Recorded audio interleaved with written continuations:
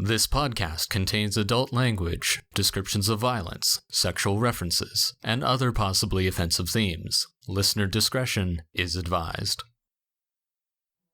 Previously on Back to the Story. Placing his hand in it, pulling it out, his hand is frosted and this blood solidified and reaches towards your face and places it over. You can feel the cold, numbing sensation come over your face as he marks your arms and shoulders as well. How bad is the ravine? We'll have to climb down and then out of it.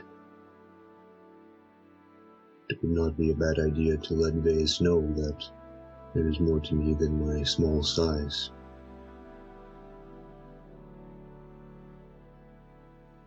Yeah, looks like... Roger, you back as well? I think everyone Yes, sir. might be. Okay. Is ready to jump back in? Yes, sir. Alright. So it's about 160 feet from you to the tree. And you said you're going to cast it once or twice or however many times it takes to get there. Yeah, so I'm trying to remember last time if I'm just mixing up the spell. Is it Fire Form lets me just burst into flames, doubling my speed, and I can move through space as near as 1 inch. That doesn't let me move. Like, I still have to stay grounded on the floor, or can I move across, like, a chasm, for example? You could jump, but I think you still have to kind of abide by your movement abilities. Okay, but with Fire Step it was okay, because it's more of a teleport. Yeah, exactly. You're not actually moving there, you're just teleporting. Now, if I do that with Fire Step, and I teleport, and I'm in the middle of the sky, will I still, if I cast Fire Step the next turn, am I fine, or do I fall to the ground in between? You would probably be able to get it off before you fall, depending on how high you were. If you're too low, you might not make it. Right, okay. Alright, well, okay, so I'll be using Fire Step. I might alternate, we'll see how it goes. Okay. Well, how would you want to do it? There's a ravine. It's about 160 feet across. It looks like she's beginning to kind of climb down the rocks as you cast the spell. How far of a drop down is it? It's about 80 feet down. I think Ball will kind of running jump, and just as he's about to hit the ground, he will use Fire Step to kind of teleport himself forward. Or actually, he'll use Fire Form to, like, sprint forward, if that makes sense. I just don't want to get myself killed trying to look fancy. No, you're probably not. Okay, go for it. Right, okay, so Ball's gonna just, when Ball kind of makes sure that Vase is going to be able to handle herself, then Ball says he'll meet her at the tree. And with that, as Vase is kind of starting to make her way down the steps into the ravine, from overhead, she'd hear a bunch of stomping, and then Ball just kind of just comes running and jumping, just basically diving into the ravine. And just as he's about to hit the bottom of the ravine, he's going to cast Fire Form to burst into a form of elemental flames and getting yelled at. And so his Ball jumps off the edge, bursting into flames. We look back at Vase, who's, what the fuck? And giant. And as this noise reverberates through the cavern, I guess you don't hear it, but they hear it since they're out of the sphere. And the movement of creatures in the ravine. We'll see what happens when Ball gets back. Right. Sorry, I didn't want to interrupt you. So yeah, as soon as I hit the ground, then I'd like to cast Fire Form, burst into a form of elemental flames, doubling my speed, and just kind of use that to essentially keep moving forward as fast as I can. Okay, so you get to the tree, the base of the other side of the ravine pretty quickly. Between those spell usage, you see Vase is just now getting to the bottom and is beginning to run across, and you can see creatures running from the north and the south of the ravine. These large creatures of white fur They have 3 eyes. They're essential. One is a bit larger than the rest, and they have these almost bones, these oscine spikes that grow out of their shoulders. They're almost ape-like in movement, and they're kind of running half bipedally and half on all fours, like an ape as they're rushing gorilla style towards one towards you and the other two towards Veas. What do you do? You said we're already at the tree? You are. You start to climb? Well, I mean, I can always cast another spell to kind of get to the top of the ravine. So I'm more of just kind of pausing for a moment and making sure that Veas is as okay as she says she is. Okay. So as you're kind of looking, biding your time, preparing to see what to do, Veas gets to the bottom and sprints as quickly as you can, rushing towards as these 2 creatures, these trolls, begin rushing towards her, almost in a pincher maneuver towards her, and they try swiping at her. She's able to use her spear to deflect the first one. The other one scratches her along her leg, tearing off some of the fur that she wears, but she continues running and is now kind of getting to the ledge where you're standing and is beginning to climb up. It hasn't made it to the top yet. What do you do, Ball? I guess I'm still gonna, I'd probably wait until the last moment before I needed to get up there, and I just, basically Ball doesn't want to get to the top and then see her getting, suddenly not be okay. So Ball is kind of hanging back, waiting for her to basically have caught up. Okay. The troll will be on you at this point if you're going to wait. It's going to get to you if you continue to wait. So it's rushing towards you. I don't believe that it should be able to interrupt any of my spells. So I'm going to, maybe I'll just take the dodge action, to kind of avoid getting too beat up here. And kind of maybe yell out to Veas and say, you need to hurry. So that's a 19, a 10, and a 21. And that's with dodge, right? Yeah. So I'll use my reaction to cast shield, so then none of those hit me. Okay. So this creature rushes up with long claws, swiping at you, trying to bite you as well, but isn't able to get through the armor, and then your magic shield kind of bursts and pushes it back, keeping it at bay. At which point, Veas is able to climb up to the top and begins leaping onto the ledges and is climbing her way up. They take a few more swipes at her, clawing into her legs as she's climbing and her lower back, but she's continuing to climb up. So she's gotten about 20 feet above the trolls at this point. So what I would like to do is, I will do Fire Step, and I use my sorcery points to increase the range from 60 feet to 120 feet, and make my Fire Step essentially cut through any of these trolls that are chasing her. So I don't want to light her path on fire, but just kind of go up the ravine diagonally, or up the cliff diagonally, in such a way that it cuts off the other trolls from kind of pursuing. Okay. So while I get to the top. And zagging in your fire form, burning the path along the way. She continues to climb upward these ledges. The trolls at the base kind of stop at the line of fire, kind of back away from it, afraid of it. And after another few seconds and moments pass, both of you reach the top. You're going to rise over the ridge, looking down at these 3 trolls that are kind of wandering back and forth, but keeping away from the flames as best they can. You didn't get wounded too badly, I hope. Just a scratch. More to you than there appears. Let's get out of here before they call more to us. Ball nods, and I guess he asks, is it safe for the rest to come out yet, or should we make distance? Let's give it a minute of a jog, but we should be fine up here. Ball takes her lead and continues. Okay.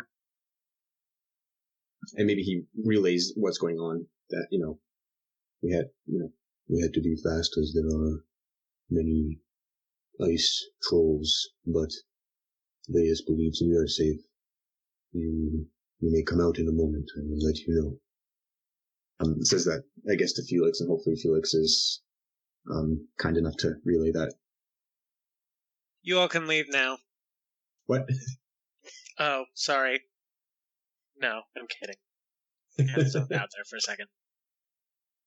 So there's one more peak before you reach Ixcult, the apparently a volcanic apex that is now kind of towering over you.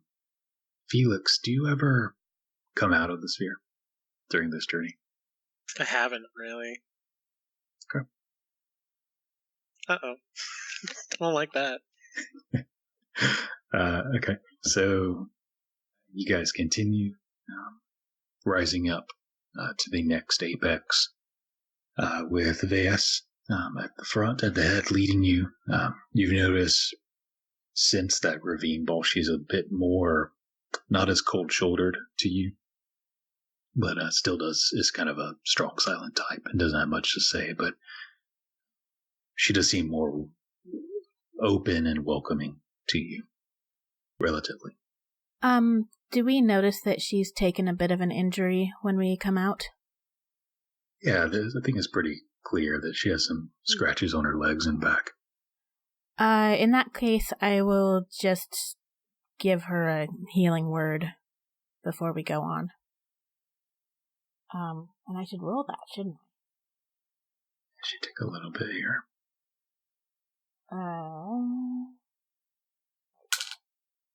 Yeah, it says, she heals 5. That's something. I think Vesper is going to offer the same thing and then sees Ellery do it and just kind of gets quiet and walks to the back of the group. She's having some feelings about stuff in general. Okay. So you guys, as you continue to travel, you're beginning to ascend to this peak that's higher than the rest, though not as high as the apex of Ixcult ahead of you, but one of the highest peaks that surrounds this range and surrounds this volcano. The trail is less of a ridge now, and it's more of kind of winding and circling around this apex to climb it before your assumed descent back down. There's ledges that drop off 200, 300 feet in places, sometimes further. You're above the tree line at this point. The rock is dark as you've come closer, obsidian in places.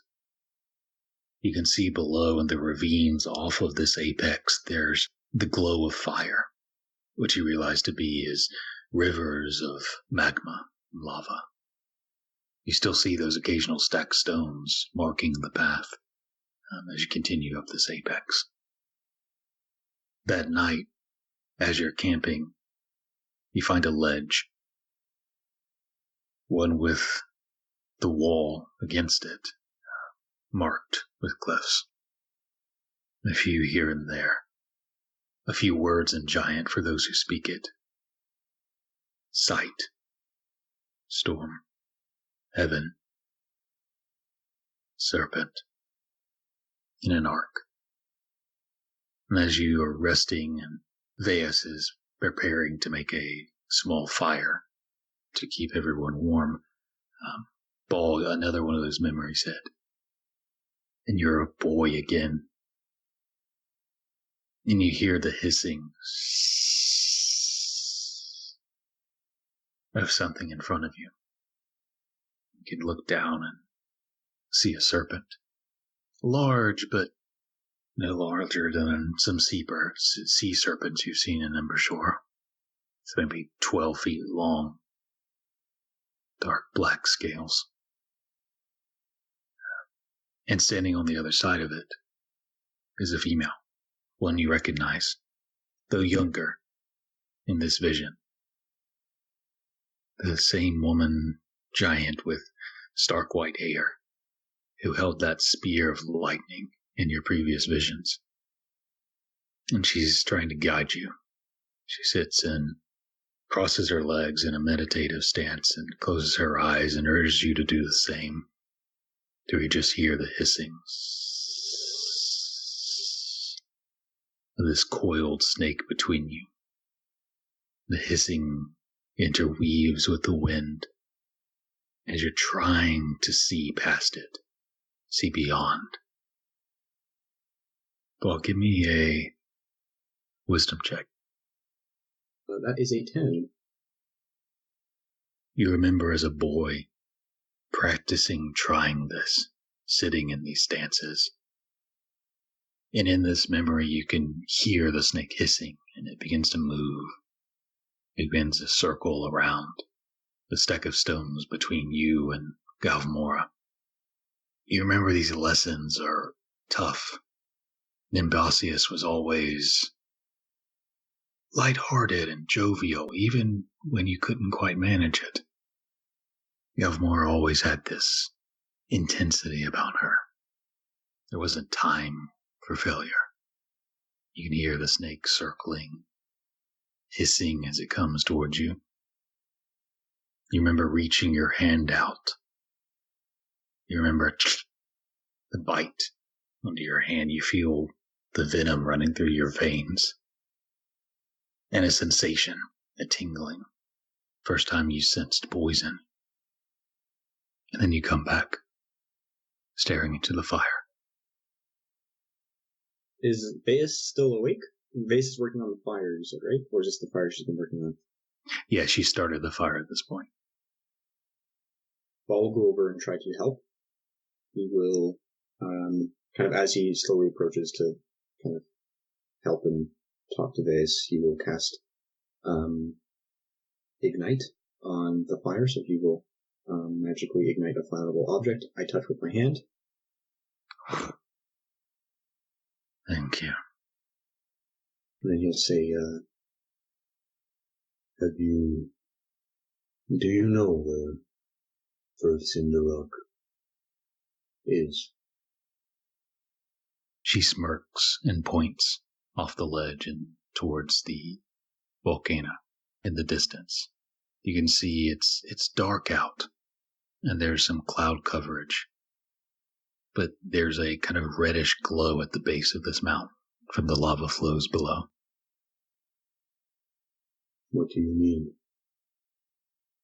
He's there, Nixgold,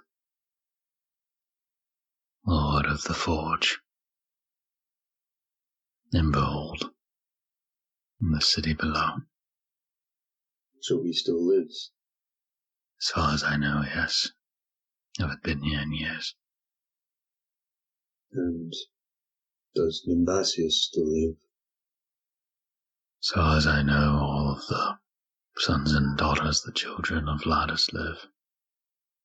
They're more than just the Yogun. Something beyond it. What would I have to do to speak with them?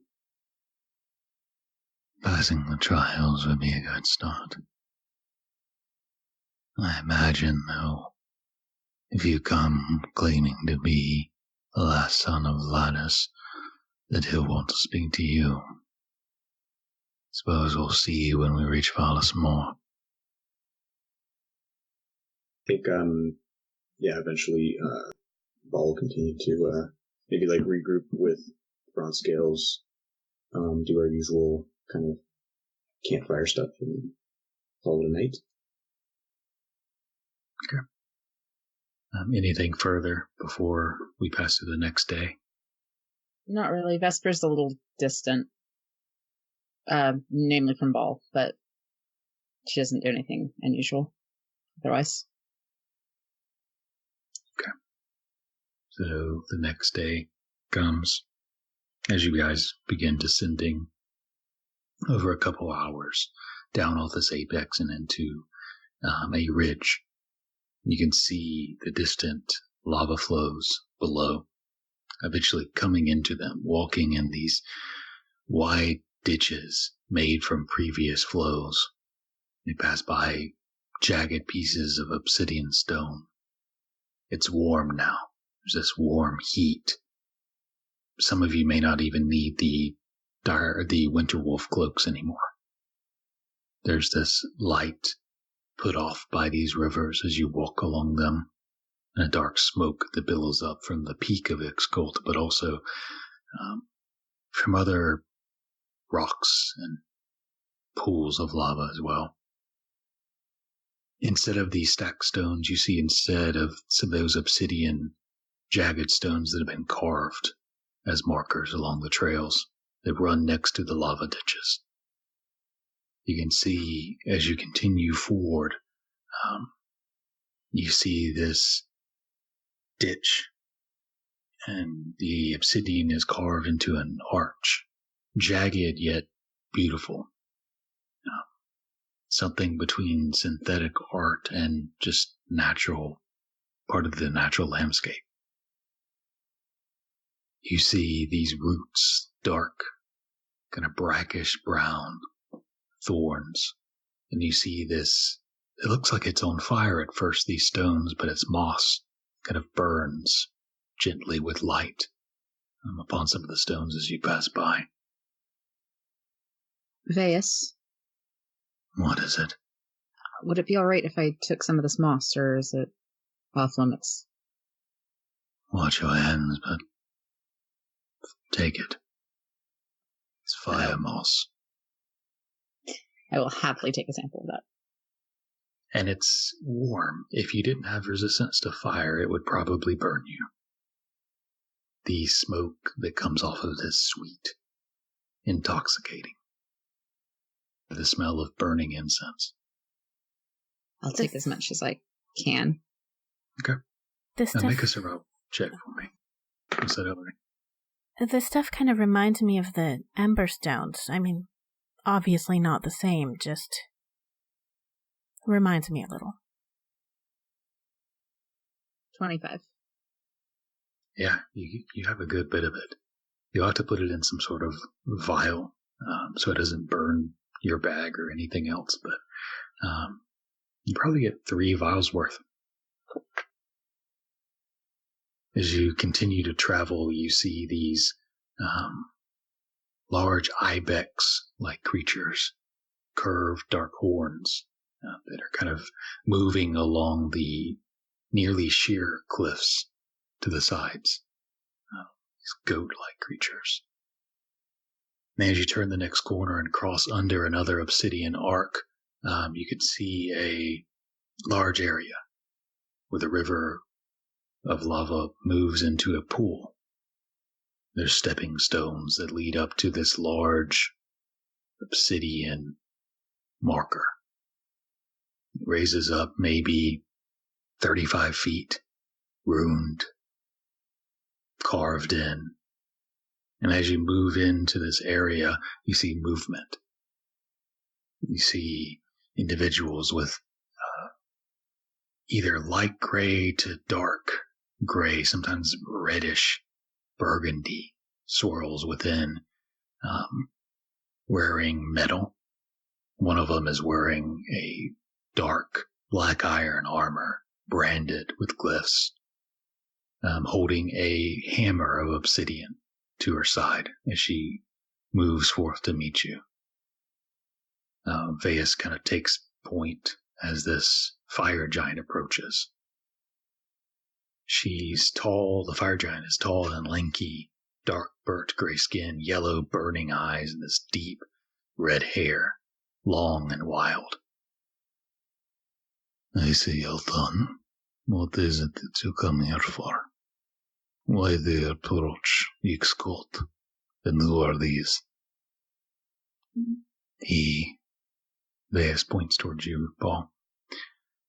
He claims to be the last son of Ladus and wants to face the trials. Fire Giant kind of leans over to look around Veus towards the rest of you. Perhaps we will see. And she kind of takes a step towards you. He has the mark, yes, but crown.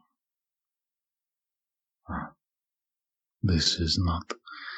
It is perhaps I've seen what he can do. Maybe it's nothing. But he still has the right to face the trials. Dear mother, in any case, want to know of this. Do you speak our tongue? As this fire giant is now directly speaking to you, Ball. I do. Then you'll come with me, and we will see about the facing these trials, who you really are. And where will we be going? To Velismore, the heart of Ixgold. She turns and points towards the volcano behind her. Ball will translate that to the scales. I suppose this is where we will do our trial. Ball will say in common to the scales. Is everyone okay with this? I suppose I didn't really ask you. I just assumed. I'm with you, Ball. As far as I'm concerned, you assumed correctly. Ball kind of takes a moment to, he pauses and makes eye contact with every member, so he looks at Vesper next. It's your journey, Ball. It's your choice. Does Ball notice something strange when you say it's your journey? She's not really looking at him, but her tone is fine. Okay. Then, he'd look at Amson. Don't know what Amson would say. I presume he nods. We'll go with that for now. I'm sure he would say something, but we'll go with that for now. Ball looks to Felix. Maybe there will be an eye of a serpent. I appreciate the condescension, but I'll go. I'm not going to let you die in there without me. That is very kind of you. Isn't it Ball's trial? Ball will look at the fire giant and say, in giant, my family can come with me, right?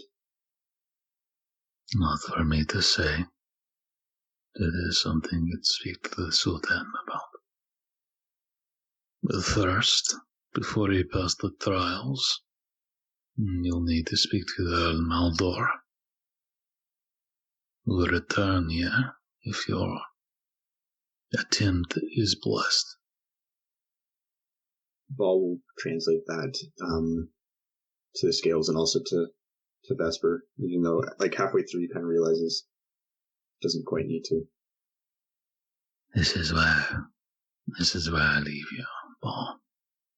You see Veus is sweating and has been for this last leg of the journey. Don't die. I don't know who you are, but I hope you make it. And then you see Ball's just kind of staring through her, and then says, I think I may know who I am. Good. I hope they have your success and not of them sweeping your ashes off the stone. Blessings of the forebearer. Travel well. She nods to you and then to the fire giant before backing out and heading back the way she came. Bye, Veus. Such a pleasure.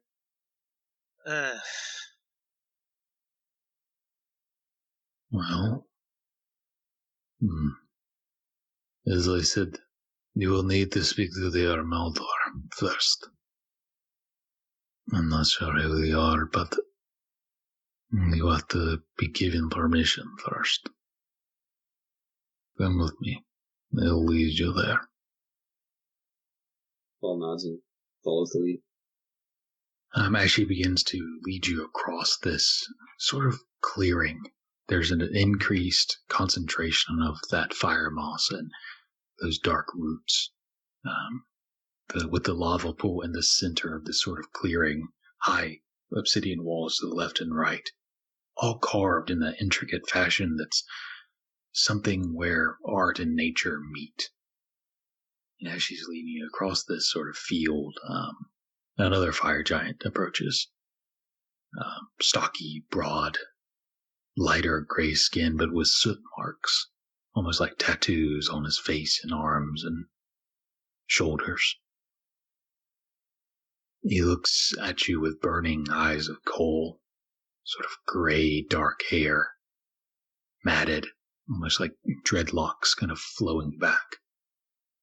On his shoulders, almost like piled up ashes, almost forming a mantle of it that kind of rolls down his back. He has these iron bracelets and bangles, some of metal and some of stone. And he walks with this staff of that same obsidian, marked with and glyphed with giant runes. Kind of steps to look at you, Ball.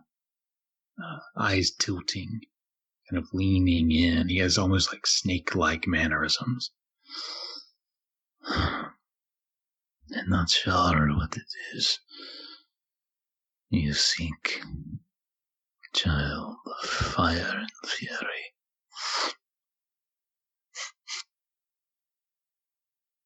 But after you receive your blessing,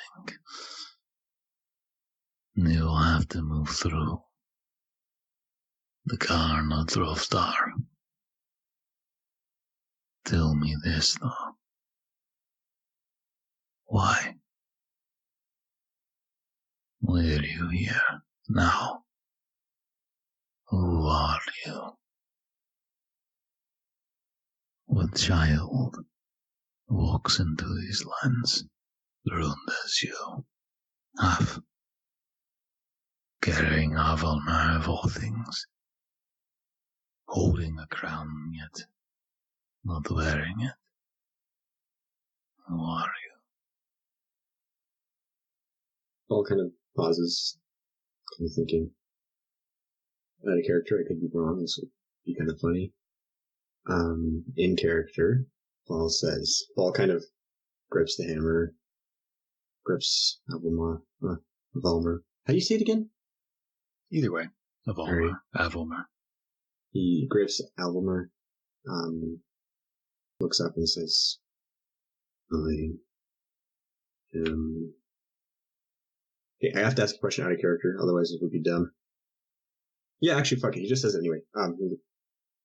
Ball grips Avalmar, looks up and says, I am Báldorok. He's struggling with the words, and he says, nephew of Nimbasius, nephew of Galmora, son of Furvcinderok.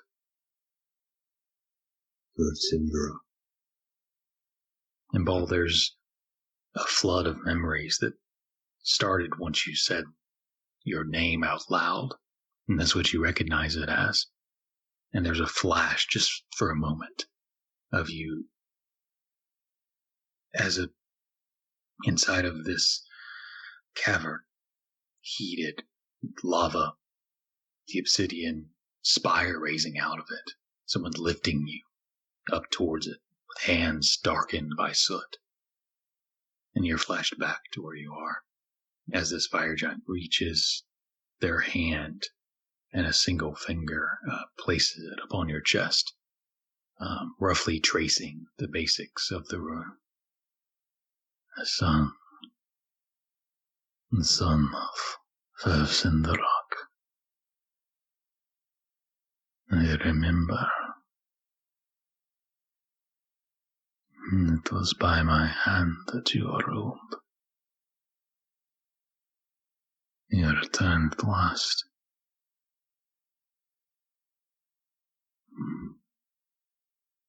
Then you will face the trial to Ashenimber.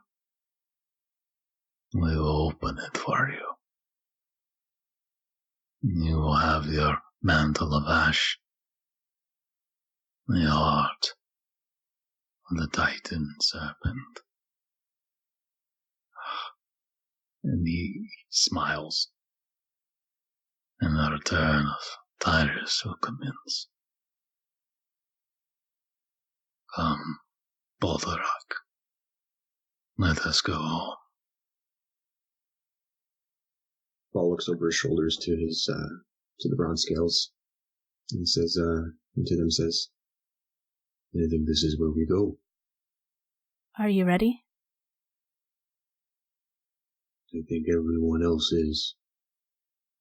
So I suppose so.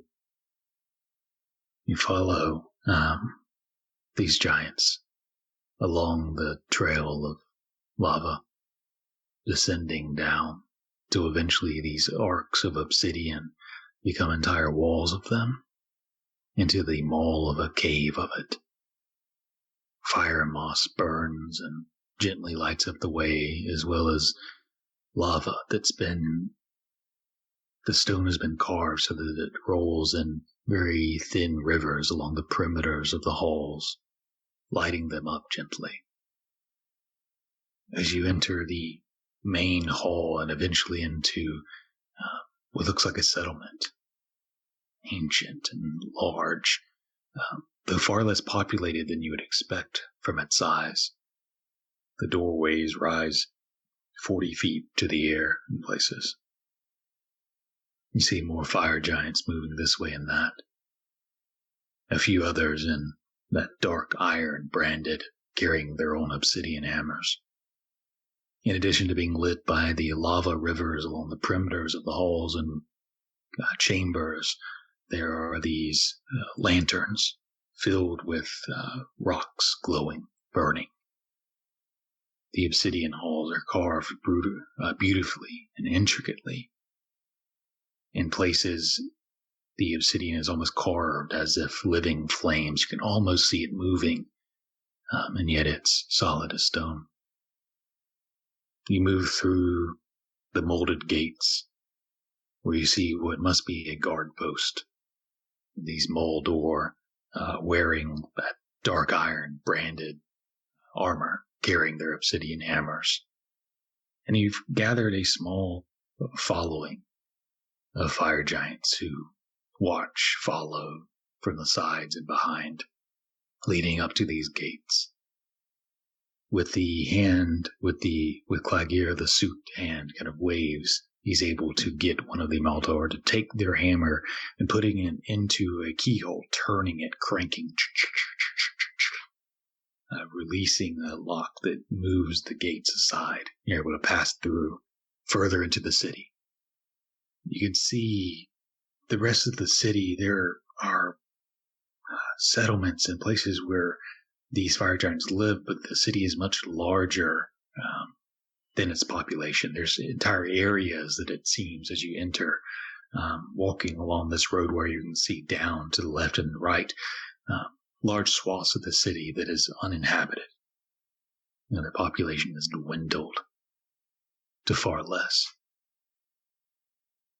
The bridge that kind of walks you over the city leads towards a central palace of obsidian. You see wrought iron gates further, more of these Báldorok guards of fire giants, the lava perimeters, the firestone lights now, stones that glow rooms like cinders. And you move through the chambers until you get to a large hallway, steps that run maybe 100 feet horizontally in this room, up to a raised stage where there is a throne. And there's one that's not sitting on it, but is standing from it. One step on the stage and one on the steps, slowly walking down it to meet you all as this band of the Soot Hand and the Báldorok and the Scales and a few other fire giants following move into this chamber. You can see the guards to the left and right of this central figure wear different helms with horns of dragons that move up towards the sky, straight up. And the central figure, tall, maybe 30 feet, broad, heavy-set, dark soot skin, deep red hair, and a beard that's long and pointed. Wears this armor that's made of obsidian itself, with this cape of iron chain that drags behind him, clinking along the stone as he steps forward towards you. Hammer at his side.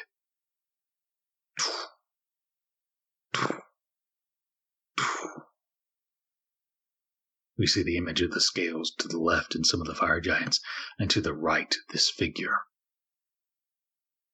Báldorok, welcome home.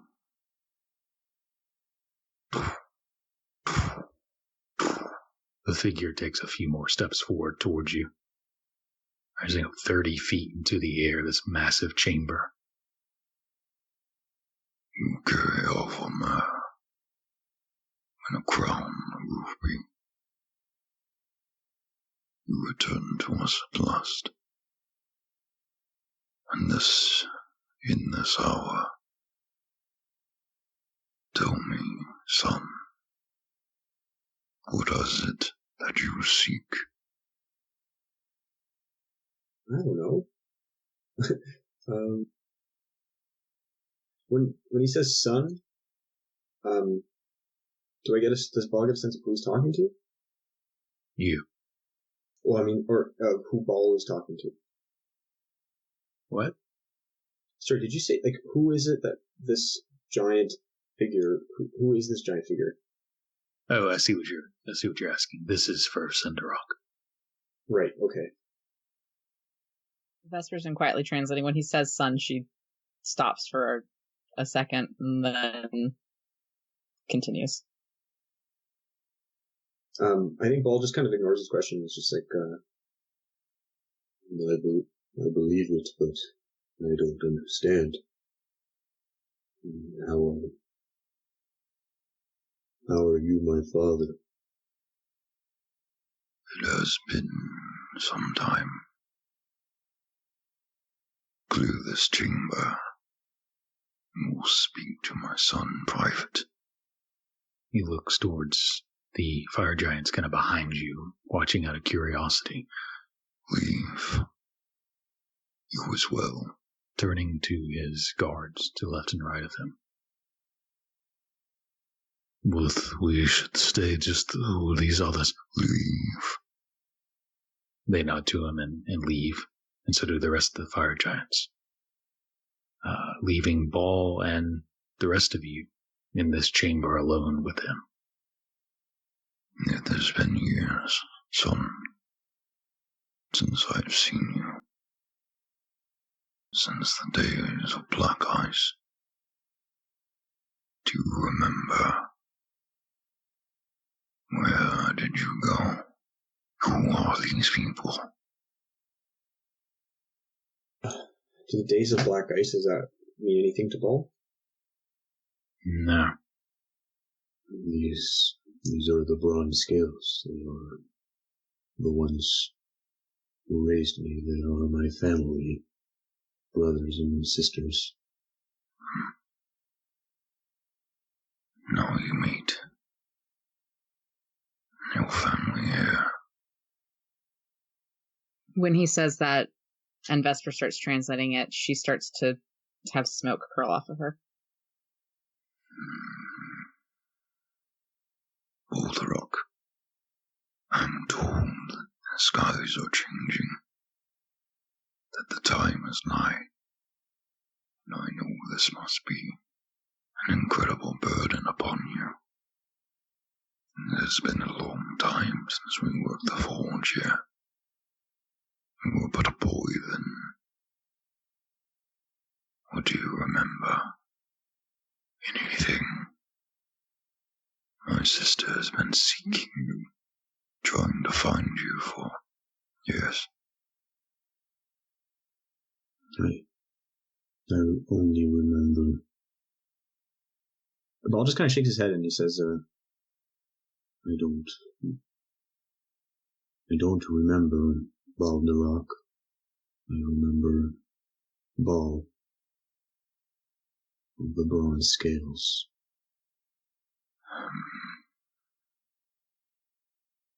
I will remind you, then, son, of who you are, who you are meant to be.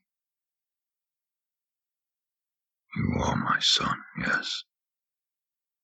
Child of a herald. She came to me in a dream. Dream of glory. Dream of a broken mantle and the return of the Father. I fought past the cold-hearted hags to free her. And for this she gave me you, Báldorok. Wound of fire by the sword hand, trained by my brother and sister, magic and visions, until the hail of black ice came. Dragon, why our numbers dwindle so here? Still it could not freeze over the flames completely, and in the chaos many were lost, including you. But the augurs told us that one day a lost son would return to face the trials of Ember and of Ash. And here you are, with Avalmer in your hand, and a crown on your arm. The heavens prepare for the sundering. The Father stirs from the tomb, if you can pass the trials. I think Ball kind of looks back. He's kind of just he nods at Furvcinderok, and then turns to the bronze scales and he says, "I don't really know what to make of this. Do any of you know what I am doing here?"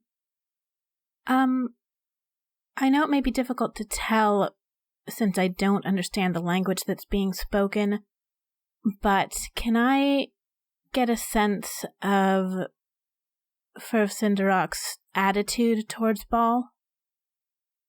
Make an insight check at disadvantage, I'll say, since you can't understand the language. I'm translating. Does that help at all? Yeah, that'll help. So just I mean, the tone is, you know. So at disadvantage or straight roll? Straight roll. Okay. And you know what? I am going to use my DM inspiration on this. Okay. Glad I did. That's 17. Furvcinderok is intense. And at first expectant. But when he realizes Ball seems to not remember a lot, or is unsure about his place in things, is trying to explain it. He doesn't seem to be a very emotive individual. You can tell there's a bit of frustration building underneath it all. His eyes burning, flashing like coals. His hair kind of moving, shimmering with heat. He's keeping calm, but there is a undertone of anger and passion that he's trying to keep tamped down. You've come all this way. For what? For what, if not to face the trials?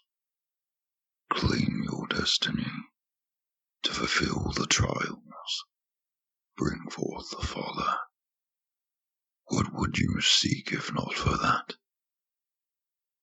What would you cross the mountains into the tomb of Tynea if not for that? I think to Felix, Ball kind of says, Felix being the one with all the prophecies, Ball says, Felix, is it normal to follow one's destiny and yet have no idea why I am doing it? It is even what I want to have done. Destiny's funny. Sometimes it happens on its own. Other times trying to avoid it makes it happen. Best I can tell, you wanted answers about who you were. Now you have them. Who you were comes with some baggage. What I do know is that if my prophecies are right, there won't be a mantle to break. Or maybe I'll be breaking a different mantle. Maybe. I can't tell you what to do.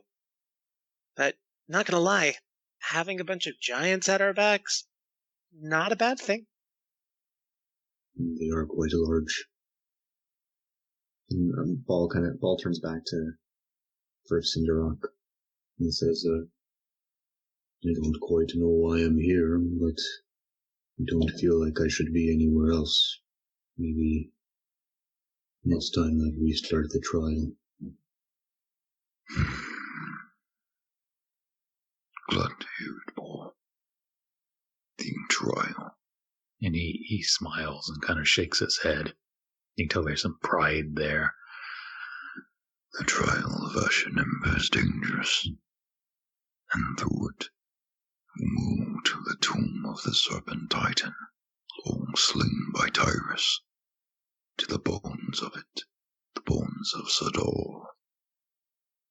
Find the heart in which that still beats, wade through its blood to its core, and take from it the heart still beating, and from its iron we will forge and mold a mantle of Titan iron and ember brands, a helm for Tyrus.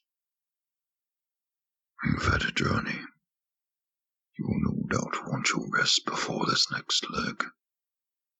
Tomorrow we can walk to the cairn, cross into the land of flames. We will march through the ash to the bones of Sador. Sudand, who mocked you as a child, can guide you further. Your, and he looks upon the scales, family, as you call them, can move with you, but you must be the one to slay the creature. You must be the one to pull out the heart. Come. There's room enough for all of you now. We have space. He bellows to return towards outside the chamber, and soon the Báldorok, the guards, come back in, and some of the others as well. Guide these small ones to a place they can stay. Tomorrow, Báldorok attempts the trials. Guards nod before looking to you all to guide you. They go ahead. I was just going to say that I request a non-smoking room. Okay. They lead you through this more than halfway abandoned city, still somewhere in this palace of obsidian, into a large chamber. There's a bed raised up on a platform of stone, and upon it numerous furs. It's big enough for one of the fire giants, so it's 20-something feet long. Plenty big to fit most of you. They bring in extra furs for the floor or to put over you, though it's plenty warm in here without them. They bring food as well, not the Báldorok, but other giants, servants of some sort. Goat, burnt, blackened on the outside, and a root to chew on as well, sort of carrot-like roots. But after eating, they leave you to your own peace in the room, in the chamber. As we're settling into this space, I say to Ball, "So, that was your father?" I think so. He seemed more concerned with what you're supposed to do than with the return of a lost son. Look around. This city is dying. And it's been waiting for him to get back. Maybe we're concerned about that too. I think Paul says, I think I'm also concerned with the trial. I don't remember him. Maybe things will be clearer later. Maybe. I hope that they recognize what you're worth for your own sake. Or maybe giants just aren't very familial. Paul shrugs. I wish I knew. Do you want to do this, Paul? I don't really know what this is. And I think that is why I am hesitating. But I don't see myself doing anything else. I don't think there is any use in trying to avoid my destiny. But do you want to do this? I don't know. Why else would I drag all of you here? For answers. To understand, to meet your father. To find out who you are, which you have. You found out what you are, Paul. Who you are is your decision. That's true. Maybe I have found out what I am supposed to become. Just remember that it is your choice. Nothing is set in stone. Not even prophecy or destiny. It's not as far as I believe. Paul kind of looks at Felix from the corner of his eye. Kind of thinking back to what Felix said. You can choose, but we don't really have any idea what else to do right now. And I don't know. This prophecy tracks with mine. Maybe they're connected. Maybe they're not. But it's something, and we may understand more about what's going on. Or we may further along the end. Not to confuse matters further, but I just keep thinking about what that Mr. Walker said. Don't become what they want you to become. I wonder if that has to do with... If this has to do with that, or... Could be. It seems silly for him to have appeared before Tasha when this particular prophecy is not obviously related. But well, you might be the false prophet. I could be. And I've been honest about that since we found out. Or maybe Walker is lying for his own agenda. We don't really have a way of knowing any of this. Ball, what feels right to you? I think everyone in the room can hear Felix's eyes roll so hard. I elbow him. Ellery is deliberately not looking anywhere near the direction of Felix as she says this. I think Paul just says, I don't know, but I think I'm with the right people to find that out. And I think it starts with this trial. And we'll see what is next. Hey, God, question. Wolfrath's ascension, was that before or after the Divine Gate? After. Okay, so things have become gods afterwards, that not necessarily destroy the world. We at least know that. Yes. Okay. So, okay. You know, some gods may be pissed, but we're not actively doing something we have evidence to suggest would immediately destroy the world. So Felix will remind everyone of that a new god ascending is not unheard of. So an old god returning is not necessarily working against our own purposes. Do we know what's supposed to happen after Tyrus returns? They said, what was that about black ice and something causing all of the giants to go away? My notes sucked on that. I got hails of black ice and something about a dragon. Presumably, as the god of giants, he would let them take back their former glory. May not eventually be good for the small folk, but in general they leave us alone. Well, I suppose that we will need some rest. I expect tomorrow will be difficult. He said you had to be the one to slay something? So maybe we should all think about what we can do to back Ball up without getting in the way. I think I must be the one to pull the beating heart out of the beast, or the serpent, or whatever this trial entails. Do you guys prepare to go to sleep? Or is there anything more?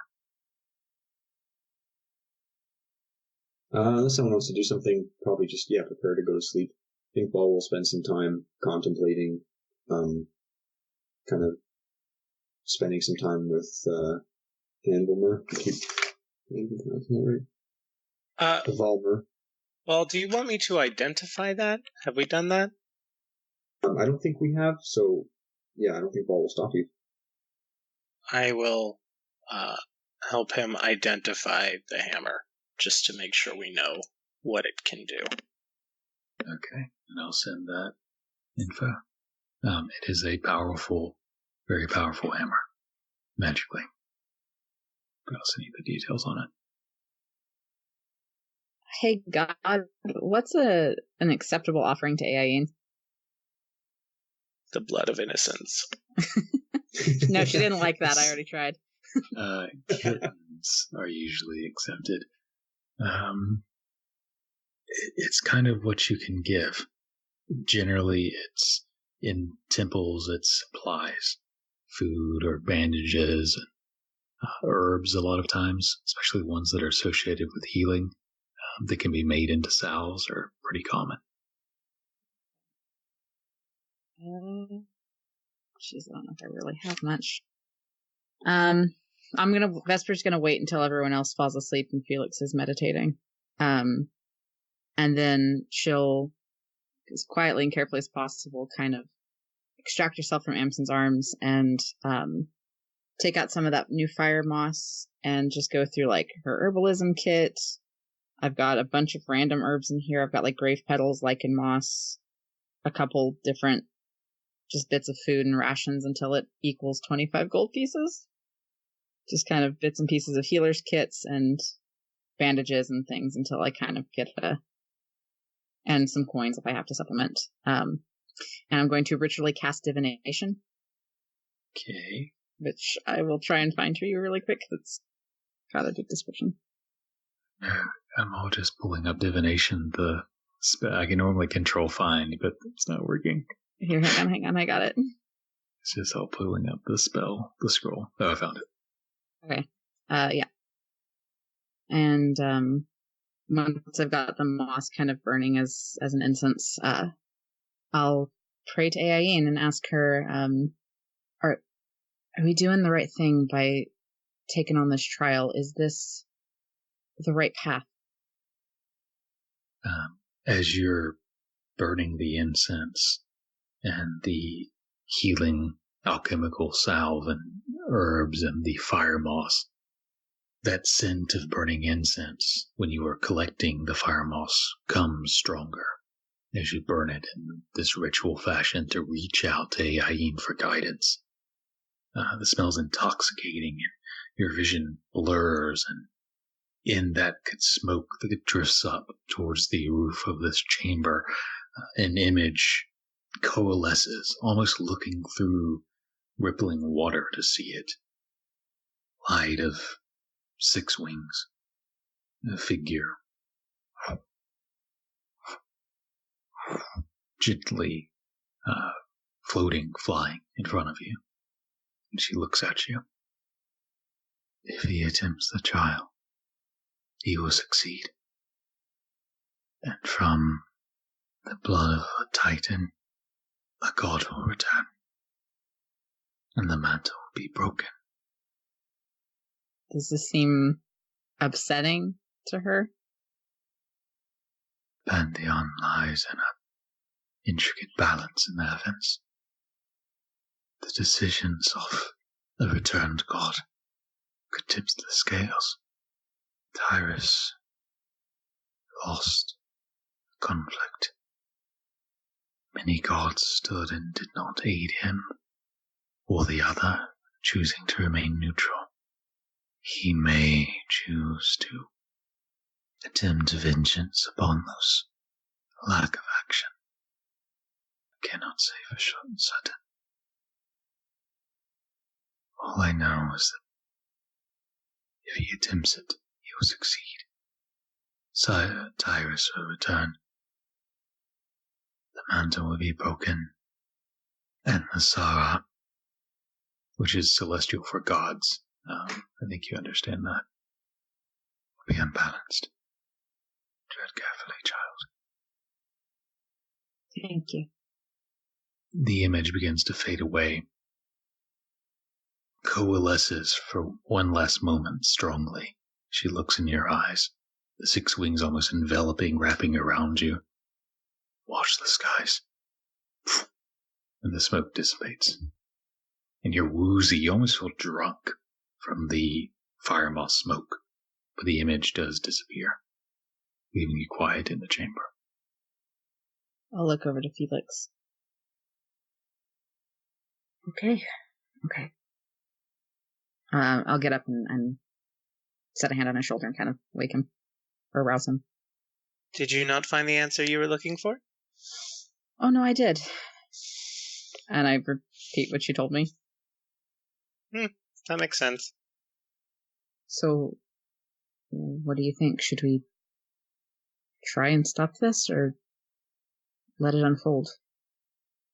In general, I try not to meddle in the affairs of gods, at least their personal ones. Well, it's a bit late for that. I don't know. Honestly, depending on who the gods he's pissed off at, maybe it'll work out in our favor. All I know is that telling a bunch of giants no is probably not going to go over well. Vesper looks over to where Ball is.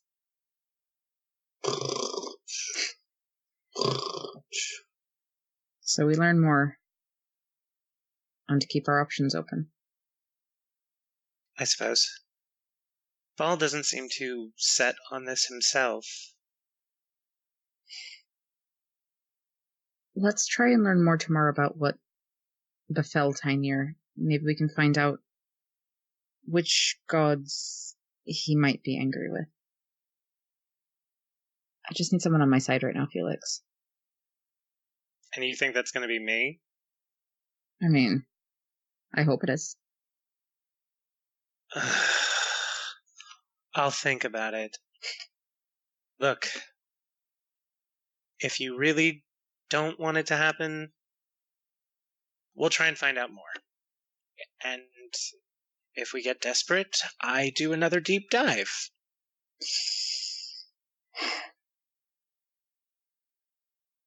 Okay. Thanks. Uh-huh. Can I go back to meditating?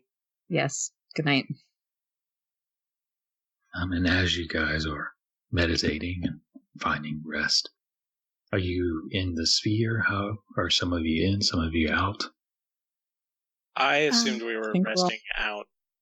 Yeah, in the giant bed. Yeah. Okay. As you guys eat and eventually find rest and have these conversations, Every now and then, while you're still awake, you hear the clanking of metal, patrolling of these Báldorok, these guards.